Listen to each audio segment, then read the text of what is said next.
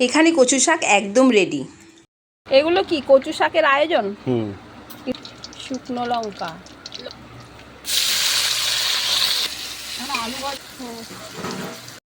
পেঁয়াজ ভাজা হয়ে গেছে।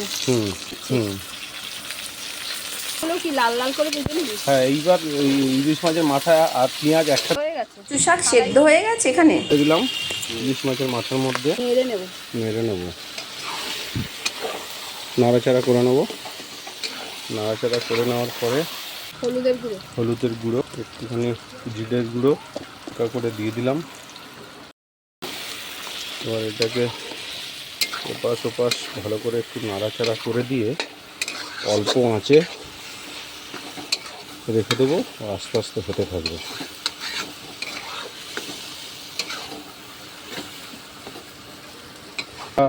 মানে খেতে টেস্ট হবে ভালো। এই যে সাইড থেকে সব তেল বেরোচ্ছে, ঠিক আছে, বেশ ভালো লাগছে দেখতে। কচু শাক আমার খুব, আমাদের গ্রামেই ভালো হয়। হ্যাঁ, এটাকে দুধ কচু বলা হয়। এটা ইলিশ মাছের মাথা দিয়ে করলে খুব ভালো। এটাই ইলিশ মাছের মাথা দিয়ে রান্না করতে হয় না? তোর কচু শাক রান্না হয়ে গেছে? বাহ, বেশ সুন্দর হয়েছে। এবার নামাবো।